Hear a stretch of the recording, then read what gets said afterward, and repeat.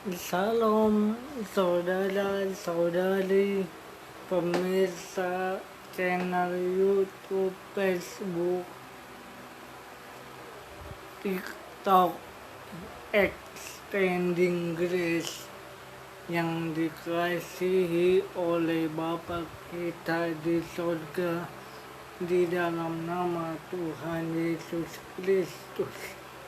Berjumpa lagi dengan saya Adi Jona Alfredo, sarjana teologi.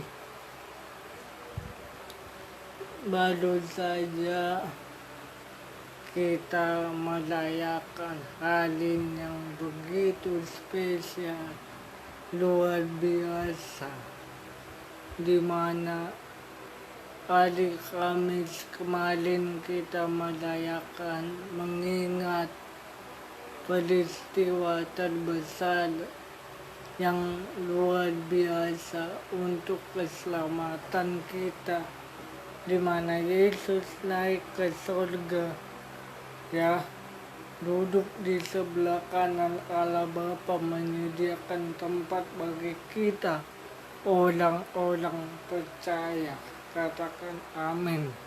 Dan besok kita akan merayakan Pentakosta, hari ke-50 setelah Yesus naik ke surga, di mana Dia menurunkan, memberikan, mengaruniakan Roh Kudus, pribadi ketiga dari Allah Tritunggal, untuk menyertai, membimbing, menuntun kita sampai akhir zaman.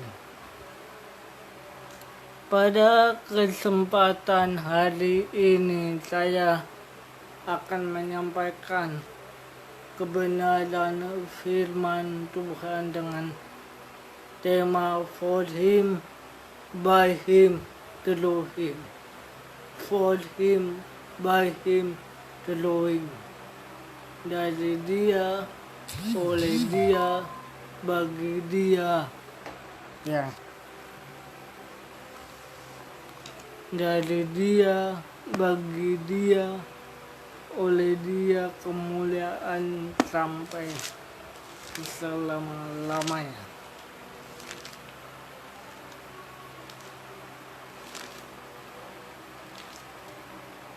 Yang menjadi nas pembimbing dari Roma 11 ayat 36.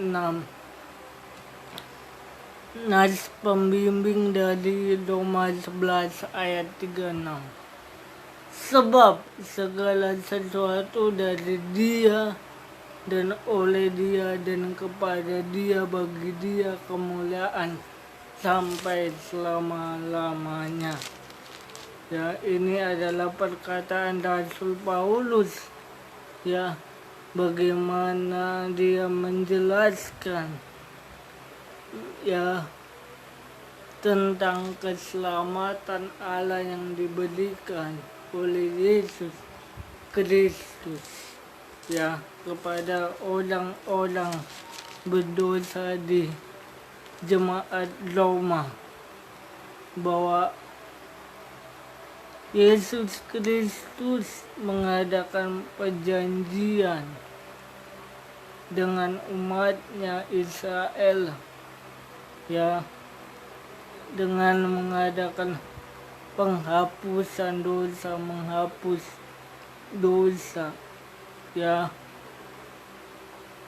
dan bukan hanya untuk bangsa Israel, Yahudi pada saat itu, untuk setiap orang yang percaya kepada Dia. Yang pertama, saya akan mengupas satu persatu dari tema ini, For Him, By Him, Through Him. Apa sih arti kata For Him? Dari Dia. Saudara pemirsa di rumah, di manapun saudara-saudari berada, saya berada, kita diciptakan oleh Dia, untuk Dia, ya, untuk Allah, oleh Allah, dari Allah. Dalam teologi sistematika doktrin penciptaan namanya, ya. Di kitab Kejadian 1 ayat 1, Allah menjelaskan bahwa Dia adalah pencipta langit dan bumi dan isinya. Di Kejadian 1 pasal 1 ayat 26 dan 27 bahwa manusia juga diciptakan seturut gambar dan rupa Allah. Imago Dei. Berfirmanlah Allah, baiklah kita menjadikan manusia menurut gambar dan rupa kita, supaya mereka berkuasa atas ikan-ikan di laut dan burung-burung di udara, dan atas segala ternak, dan atas seluruh bumi, dan segala binatang yang merayap di bumi. Maka Allah menciptakan manusia itu menurut gambarnya. Laki-laki dan perempuan diciptakannya mereka. Imago Dei. Menjadi imago Dei-nya Allah, gambar dan rupanya Allah. Bukan berarti gambar dan rupa Allah dalam segi fisik atau wajah muka, tetapi karakternya Allah, sifatnya Allah ada dalam diri manusia. Etika, perilaku, tindakan, perbuatan Allah ada dalam diri manusia. Diciptakannya kita serupa, segambar dengan Dia. Ya, Yesaya 43.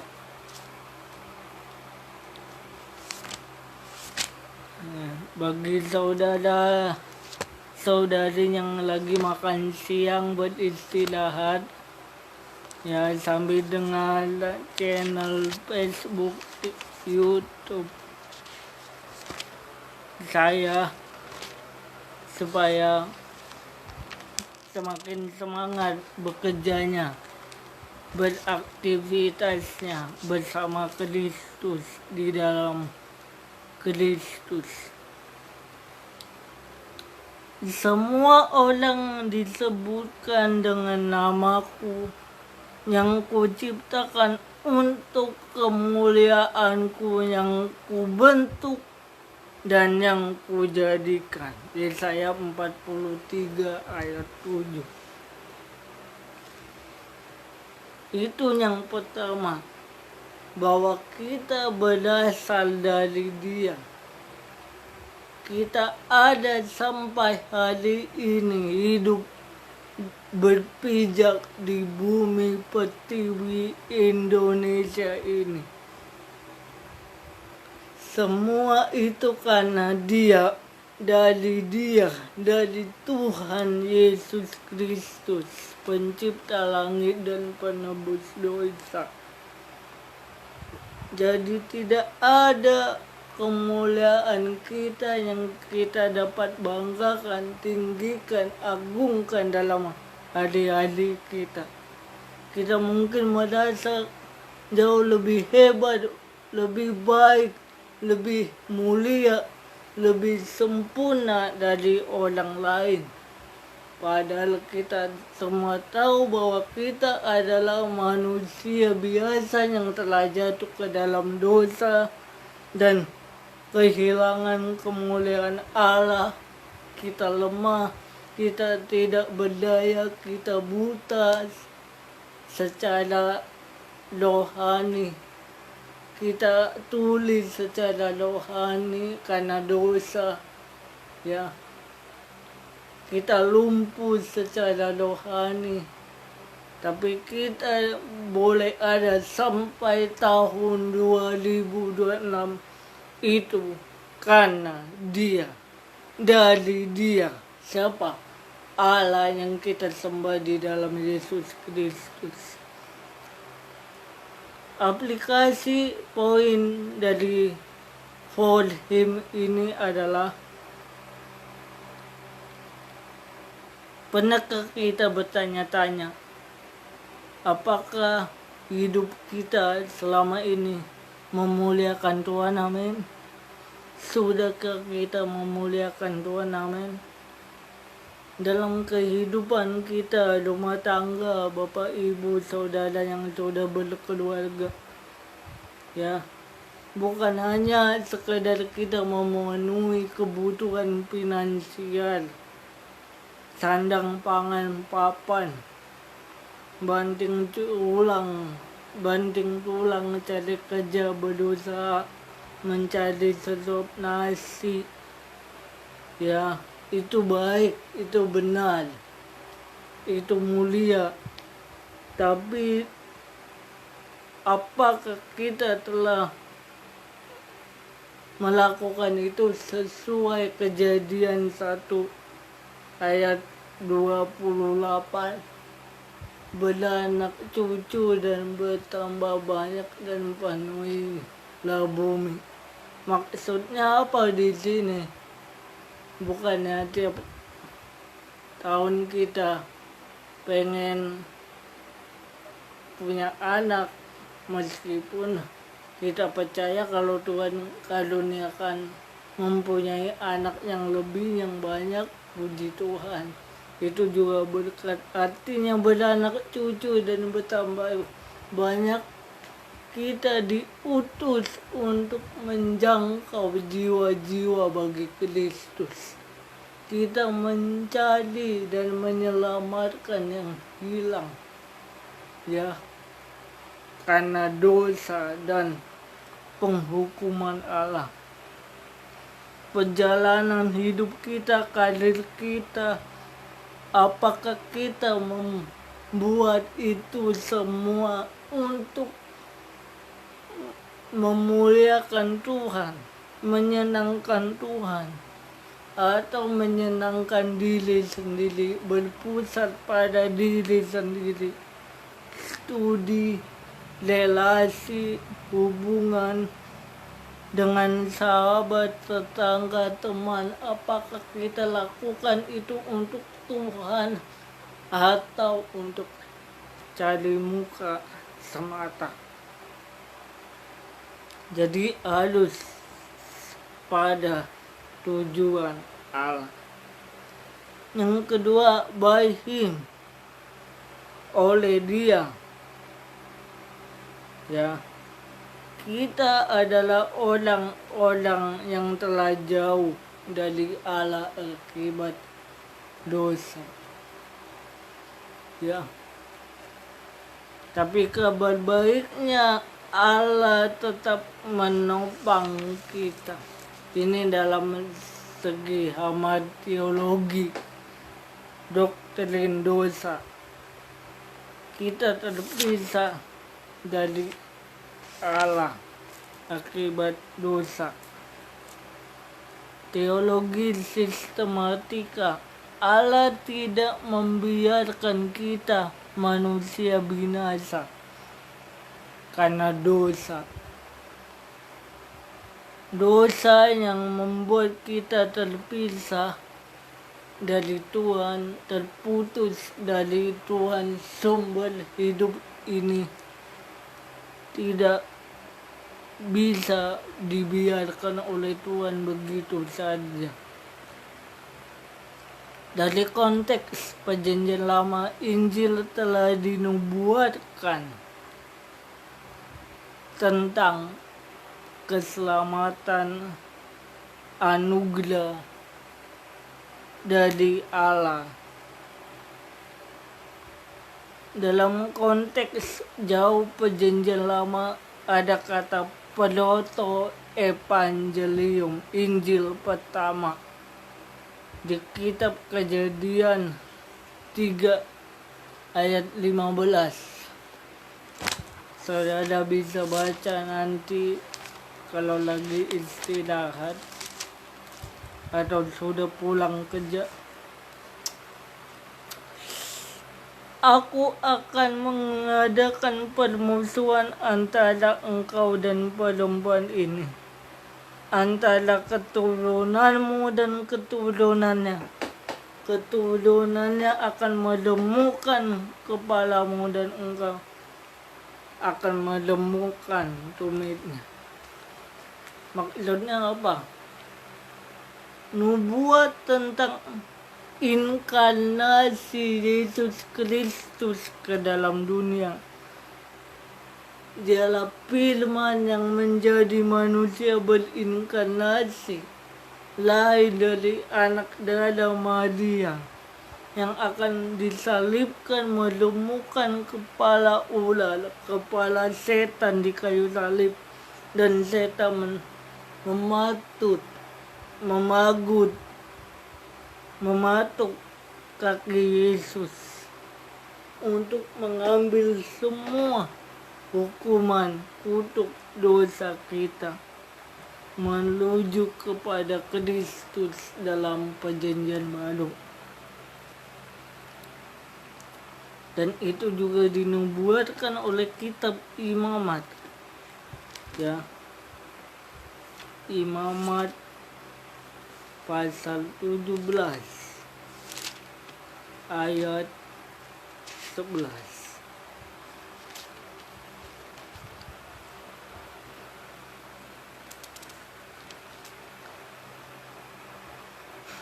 Karena nyawa makhluk ada di dalam darahnya, dan aku memberikan darah itu kepadamu di atas mezbah untuk mengadakan pendamaian bagimu, karena dalam mengadakan pendamaian di antara nyawa. Ya, jadi darah Kristus, darah anak domba Allah telah dinubuatkan ratusan tahun sebelumnya, di mana Kristus akan mati di kayu salib menyerahkan tubuh dan darahnya supaya kita beroleh hidup yang kekal. Ya. Dan di Yesaya 53 ayat 5 dan 6. Tetapi penyakit kita lah yang ditanggungnya, dan kesengsaraan kita yang dipikulnya. Padahal kita mengira dia kena tulah, dipukul dan ditindas Allah. Tetapi penyakit kita lah yang ditanggungnya, dan kesengsaraan kita yang dipikulnya. Ganjaran yang mendatangkan keselamatan ditimpakan kepadanya, dan oleh bilur-bilurnya kita menjadi sembuh. Ya. Ayat ini bukan untuk sekadar penyembuhan, kesembuhan secara biologis saja. Konteks ayat ini lebih kepada penyembuhan atau pemulihan, kesembuhan dari penyakit dosa.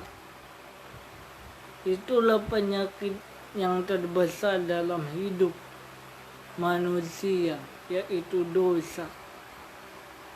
Dan dalam perjanjian baru, konteks dekat itu digenapi dalam Tuhan Yesus Kristus. Di Yohanes pasal 14 ayat 6. Akulah jalan, akulah kebenaran, dan akulah hidup. Tidak ada seorang pun yang datang kepada Bapa kalau tidak melalui aku. Itu dikatakan Rasul Paulus juga di Kisah Para Rasul 4 ayat 12. Dan di bawah kolong ini,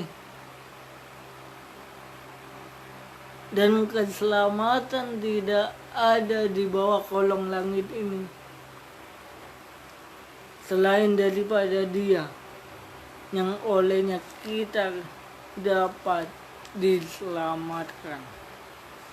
Ya, jadi udah dinubuatkan tentang Mesias dan sudah digenapi di dalam perjanjian baru. Ya, karena ada beberapa kepercayaan agama tertentu bahwa berita tentang Yesus Kristus Tuhan dan Juru Selamat itu yang telah datang, mati dan bangkit itu hanya tahayul, dongeng, bohong, tidak patut dimengerti, tidak patut dipercayai, tidak patut untuk sebagai kebenaran. Tapi kita orang-orang beriman, orang-orang percaya, kita yakin, kita percaya Yesus Kristus adalah anak Allah yang hidup, yang keluar dari Sang Bapa. Ya, firman Allah yang menjadi manusia, lahir, mati dan bangkit, dan rohnya diberikan kepada kita untuk menuntun hidup kita. Keselamatan bukan melalui modal atau agama, perbuatan, modalitas agama, tetapi oleh kasih karunia through Him, oleh Dia, oleh Tuhan Yesus. Itu tercatat di Kolose 1 ayat 12 bahwa keselamatan itu oleh Dia, ya, through Him. Jadi bersyukur sampai pada pertengahan tahun 2026 ini masih lihat matahari, masih lihat gunung-gunung, masih bisa makan enak meskipun duit menipis, kantong tipis, kantong kempes. Tapi Kristus yang di dalam kita adalah harapan dan kemuliaan. Ya, Kolose 1 ayat 27. Ia ada terlebih dahulu dari segala sesuatu, dan segala sesuatu ada di dalam Dia. Kolose 1 ayat 17. Ini berbicara tentang pra-eksistensi Yesus. Ya, sebelum Yesus berinkarnasi sebagai manusia, Dia sudah ada dalam kekekalan, keabadian. Ibrani 1 ayat 3. Ia adalah cahaya kemuliaan Allah dan gambar wujud Allah, dan menopang segala yang ada dengan firman-Nya yang penuh kekuasaan. Dan setelah Ia selesai mengadakan penyucian dosa, Ia duduk di sebelah kanan yang Maha Besar di tempat yang Maha Tinggi. Kristus menopang segala sesuatu, menopang segala yang ada. Ya, jadi kalau saudara pemirsa channel YouTube, Facebook, TikTok Extending Grace masih ada sampai hari ini, masih bernapas sampai hari ini, masih bisa berjalan sampai detik ini, itu bukan karena kekuatan kita, kemampuan kita, kepandaian kita, tetapi karena dia, dari dia, by him, untuk selama-lamanya. Ya. Lalu apa aplikasi bagi kita mengenai by him atau dari dia? Jangan sombong, jangan tinggi hati, ya. Rumah tangga, ya, keluarga, jangan merasa sombong mampu dengan kekuatan sendiri membangun bahtera rumah tangga tanpa Kristus. Sebab itu bisa membuat rumah tangga hancur oleh karena ego atau kesombongan kita. Bagaimana membangun keluarga rumah tangga yang baik, yang kudus, yang berhasil? Orang baca Alkitab aja nggak pernah. Orang beribadah aja tidak pernah. Ya, saya melihat saudara-saudara dalam kehidupan pelayanan saya. Meskipun saya udah baru beberapa tahun sebagai seorang teologiawan. Hampir setiap rumah tangga, keluarga udah tidak lagi mengalami keintiman dengan Tuhan. Meskipun maaf kata kita tidak boleh seujon berburuk sangka. Tapi itu yang saya lihat. Akibat situasi, kondisi, faktor-faktor tertentu dalam menjalani hidup ini. Mereka kasihnya menjadi dingin untuk Tuhan. Kasihnya dingin kepada Tuhan. Dulu saja,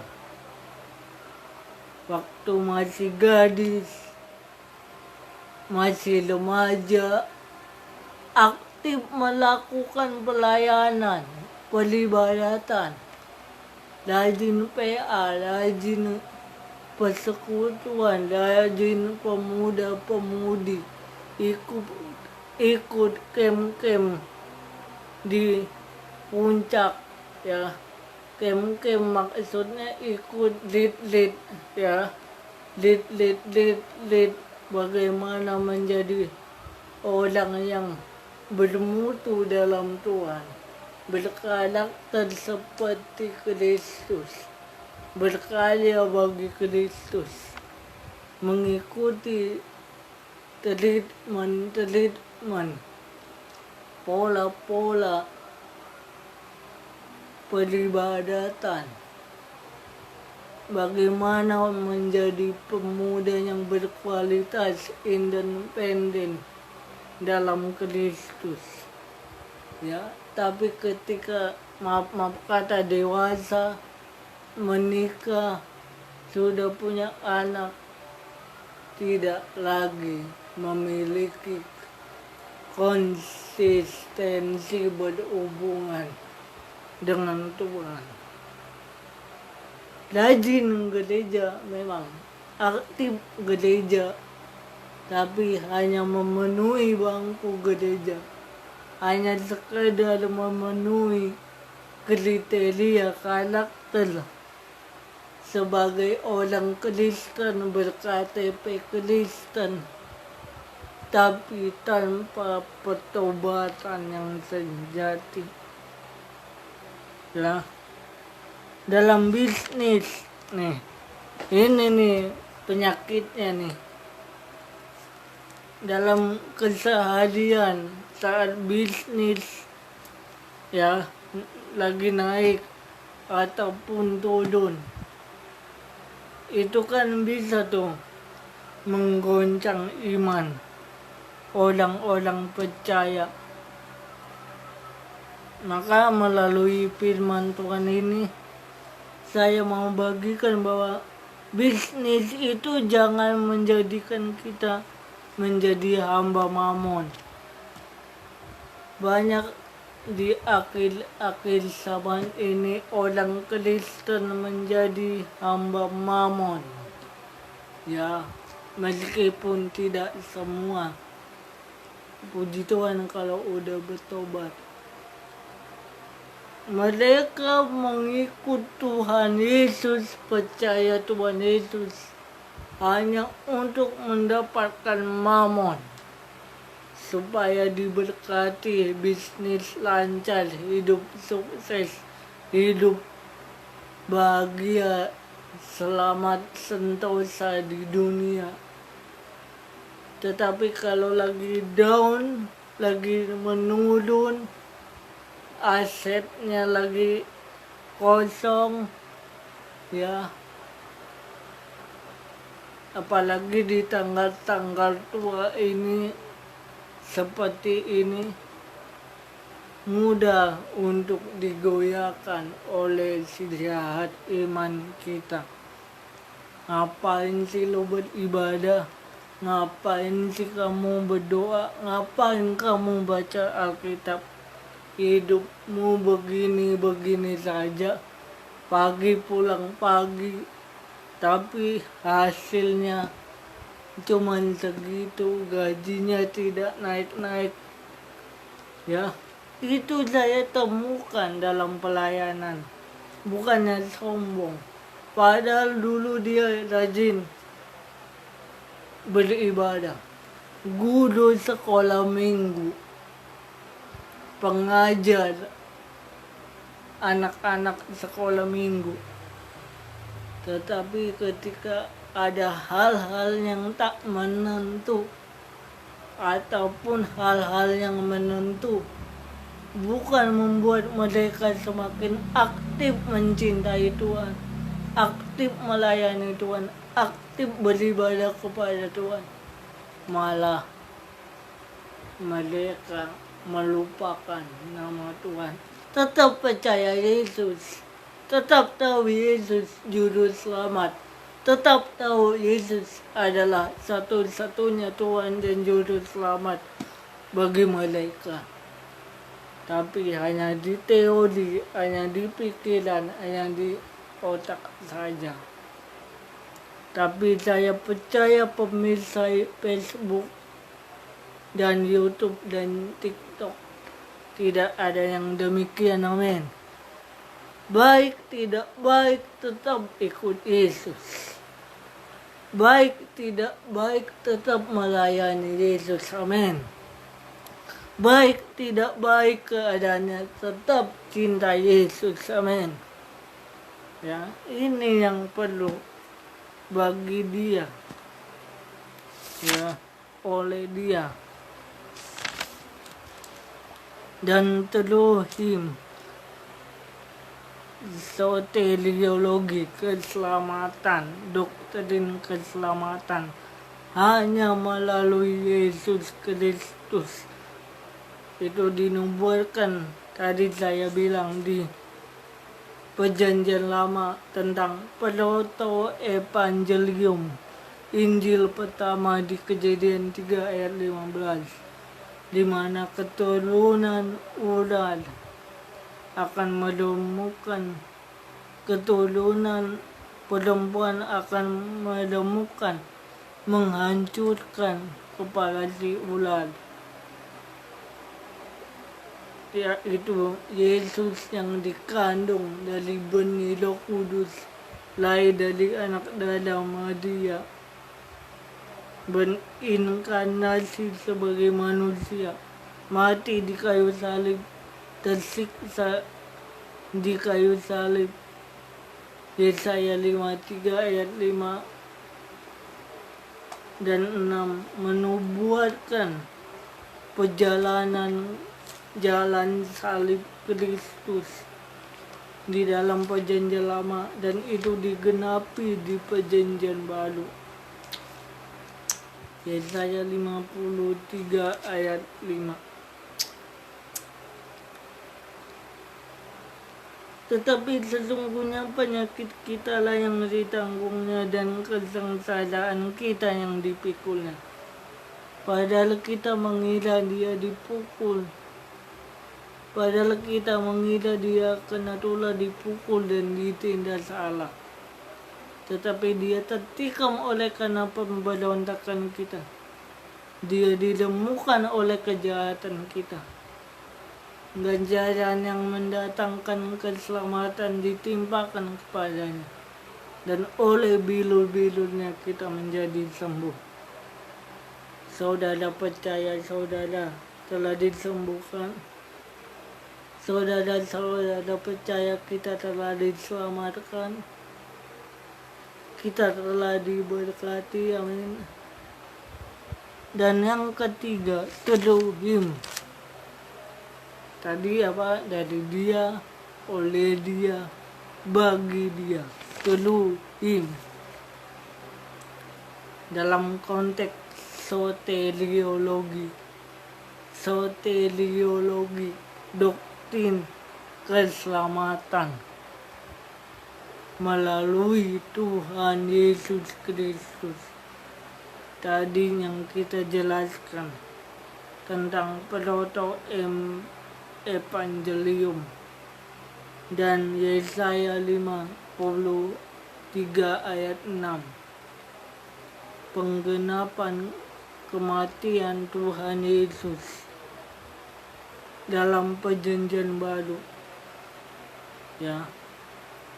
Karena Yesus juga berkata, dialah jalan keselamatan itu. Dialah jalan memperoleh hidup kekal itu. Agama tidak dapat menyelamatkan. Usaha manusia, ya, kinerja manusia, kesalehan, ketaatan, kebaikan moral manusia tidak dapat membawa kita selamat masuk surga dan tidak masuk neraka. Sebab upah dosa adalah maut, Roma 6 ayat 23. Tetapi apa sih kata Tuhan Yesus kepada muridnya Thomas? Kepada muridnya Filipus dikatakan, akulah jalan dan kebenaran dan hidup. Tidak ada seorang pun yang datang kepada Bapa kalau tidak melalui aku. Yohanes 14 ayat 6. Kisah para Rasul 4 ayat 12. Dan di dalam kolong langit ini tidak ada nama lain selain daripada dia yang olehnya kita dapat diselamatkan. Apapun dosamu, apapun dosaku, seberapa banyak dosamu, dosaku, kita semua, pemirsa channel Facebook, TikTok, YouTube, Extending Grace. Kalau kita percaya Yesus Kristus, firman yang menjadi manusia pribadi Allah yang kedua, yang telah mati dan bangkit, mencurahkan darahnya, maka kita memperoleh hidup kekal dan berkat-berkat surgawi. Dalam konteks eskatologi, doktrin akhir zaman, ketiga, kedatangan Kristus kedua kali. Doktrin klimaks tentang kedatangan Yesus kedua kali, akhir zaman. Dinubuatkan dalam perjanjian lama oleh para nabi-nabi tentang datangnya hari Tuhan, yang menjadi ayat pendukungnya di Daniel pasal 7 ayat 13-14. Apa janji nubuat tentang akhir zaman di kitab Daniel ini? Aku terus melihat dalam penglihatan malam itu tampak datang dengan awan-awan dari langit seperti seorang anak manusia. Datanglah ia kepada yang lanjut usianya itu dan ia dibawa ke hadapannya. Lalu diberikan kepadanya kekuasaan dan kemuliaan dan kekuasaan sebagai raja. Maka orang-orang dari segala bangsa, suku bangsa, dan bahasa mengabdi kepadanya. Kekuasaannya ialah kekuasaan yang kekal, yang tidak akan lenyap, dan kerajaannya ialah kerajaan yang tidak akan musnah.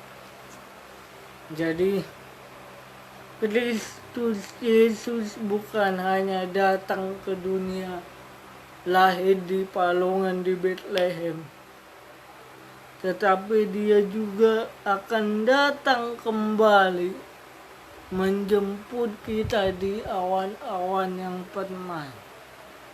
Dia akan datang untuk memulihkan kerajaan dan Israel seperti yang dijanjikannya ketika para murid bertanya, maukah engkau memulihkan kerajaan bagi Israel? Ya. Dalam konteks dekat perjanjian baru, penggenapan akhir, ya, di kitab Wahyu mengenai eskatologi kedatangan Tuhan Yesus kedua kali. Lalu aku melihat langit yang baru dan bumi yang baru, sebab langit yang pertama dan bumi yang pertama telah berlalu dan laut pun tidak ada lagi. Dan aku melihat kota yang kudus, Yerusalem baru, turun dari surga, dari Allah yang berhias bagaikan pengantin perempuan yang berdandan untuk suaminya. Lalu aku mendengar suara yang nyaring dari tahta itu dan berkata, lihatlah kemah Allah yang ada di tengah-tengah manusia, dan ia akan diam di tengah-tengah manusia. Ia bersama-sama dengan mereka. Mereka akan menjadi umatnya dan ia akan menjadi Allah mereka. Jadi ketika Yesus datang kedua kali sebagai mempelai pria, kita akan naik bertemu Yesus sebagai mempelai wanita dan bersama-sama memerintah dalam kerajaannya, ya. Dan kita akan masuk ke langit baru, bumi yang baru. Jadi mungkin saat ini pemirsa, Bapak Ibu pendengar TikTok, YouTube, Extending Grace, mungkin saat ini mengalami letih lesu dan beban berat menghadapi dunia yang penuh dengan tantangan rintangan akhir zaman. Tapi dikatakan segala sesuatu dari Dia, oleh Dia, bagi Dia kemuliaan sampai selama-lamanya. Filipi 2 ayat 10 dan 11. Filipi 2 ayat 10 dan 11.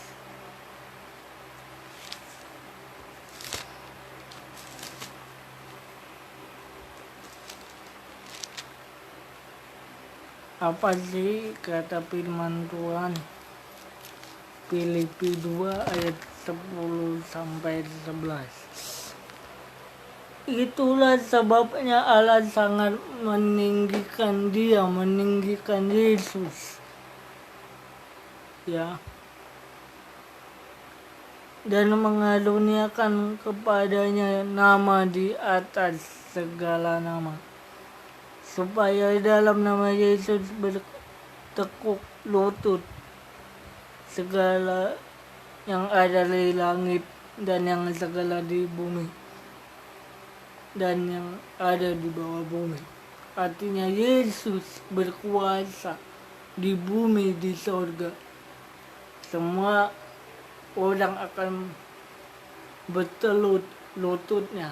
Lidah akan mengaku bahwa Yesus akan datang sebagai hakim yang adil untuk menghakimi orang hidup dan yang mati. Itu juga ditulis di 2 Petrus 3 ayat 10 dan 13. Ya. Bahwa hidup ini bukan tujuan akhir, karena dunia yang saat ini kita pijak, kita jalani hanya sementara. Maksudnya apa? Hidup yang saudara-saudari pemirsa miliki sekarang hanya sementara. Ya. Kenikmatan yang ditawarkan dunia, akses bagaimana hidup yang bermutu, sukses, mapan, maju, secara prinsip dunia itu hanyalah sementara. Kekayaan, kemuliaan, kehormatan yang dunia tawarkan bukan tujuan akhir hidup manusia. Karena dunia sementara ini adalah hidup kita yang sekarang yang pasti berlalu.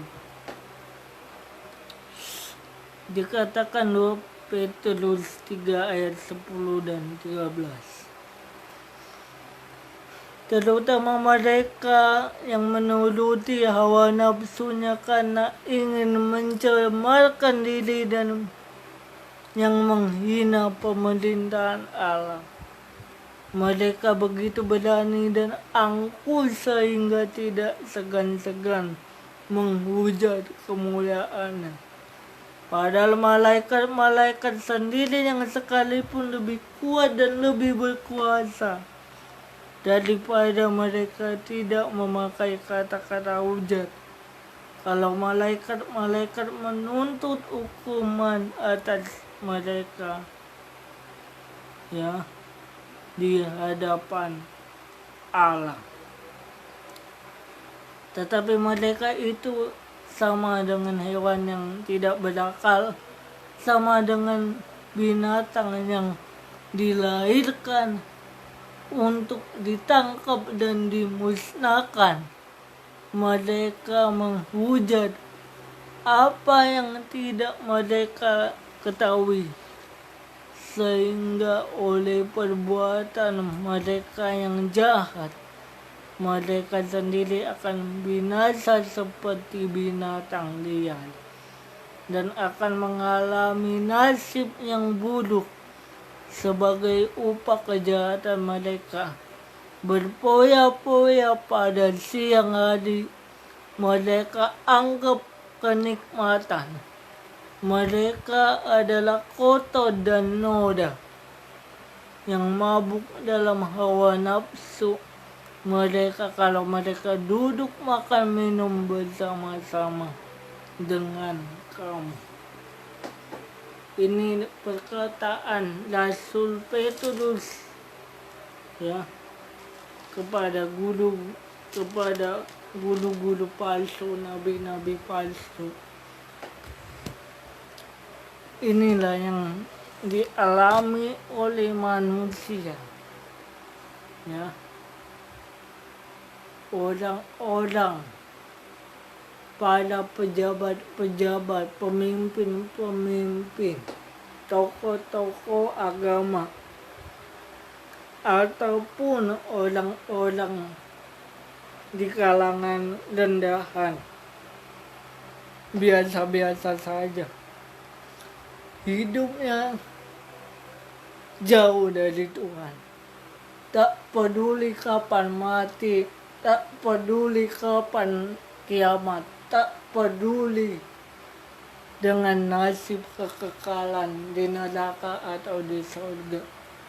Yang penting bagaimana supaya saya bisa makan.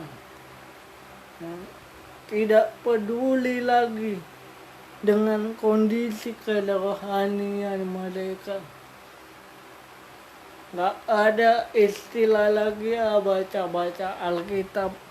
Nanti sajalah baca-baca Alkitab. Nanti sajalah pergi gereja. Masih banyak waktu. Tahu juga Tuhan tahu. Terobsesi dengan kekayaan dunia. Sedangkan Yesus saja yang adalah pemilik bumi dan surga, yang mempunyai langit dan bumi, surga dan bumi,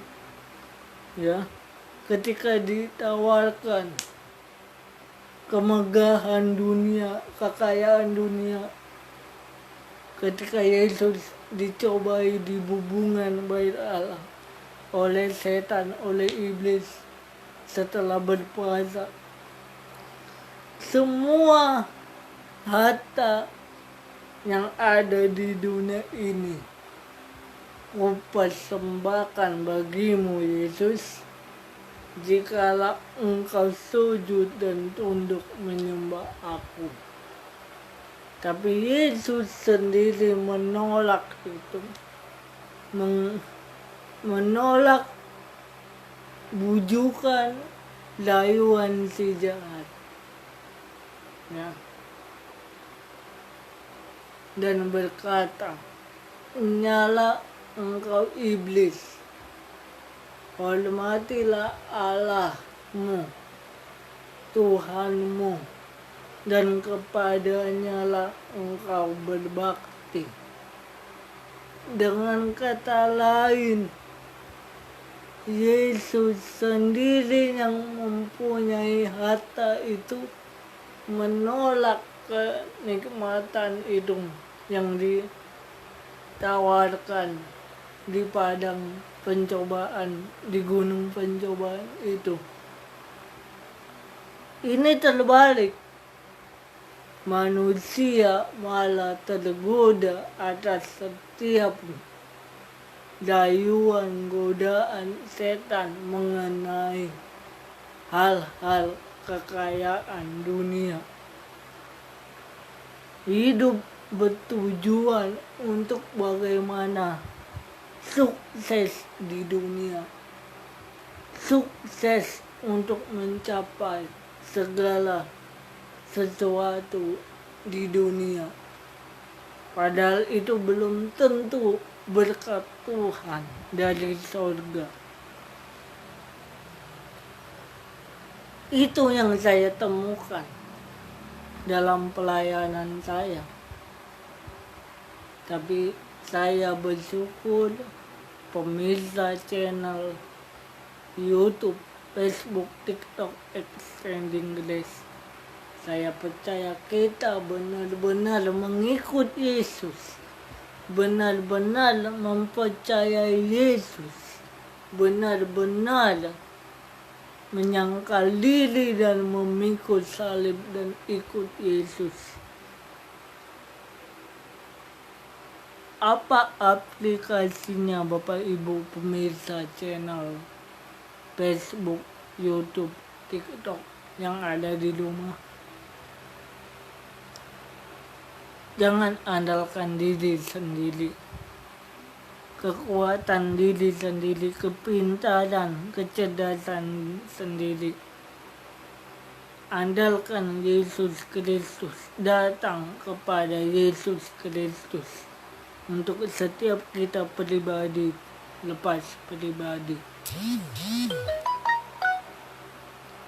Jadikan Kristus sebagai senter, pusat kehidupan keluarga kita, rumah tangga kita, dalam menaungi perjalanan hidup ini,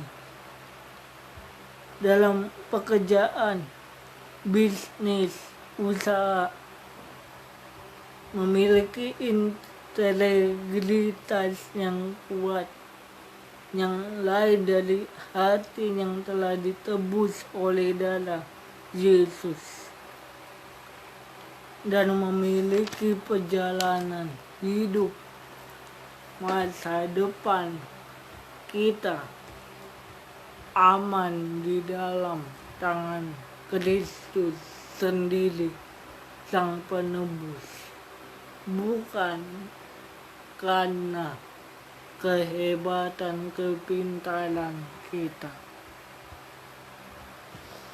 Penutup, saudara-saudari pemirsa, biarlah seluruh hidup kita dirangkum dari kalimat dengan kalimat for him.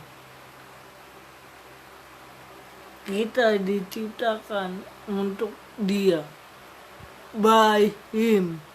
Kita hidup di dalam Dia, oleh Dia. Pemeliharaan kita oleh karena Dia, Yesus Kristus, dan through him. Bagi Dia kemuliaan untuk selama-lamanya. Maka kita akan bertanggung jawab dalam hidup ini. Dan kita juga akan mempertanggungjawabkan hidup kita selama hidup di dunia ini, di masa kekekalan, di keabadian. Ketika Yesus datang kedua kali, eskatologi. Maka penutupnya adalah sebab segala sesuatu adalah dari Dia, oleh Dia, bagi Dia, kepada Dia, kemuliaan sampai selama-lamanya. Apakah hidup kita sudah bagi Dia? Ya, atau kembali kepada diri sendiri? Biarlah yang saya katakan itu menjadi renungan untuk kita menjalani hidup di akhir zaman menjelang Yesus datang kedua kali. Bagi saudara-saudari yang terberkati dengan program ini dapat menekan tombol like, comment, subscribe, and share di channel YouTube, TikTok, Facebook, Extending Grace. Tuhan memberkati.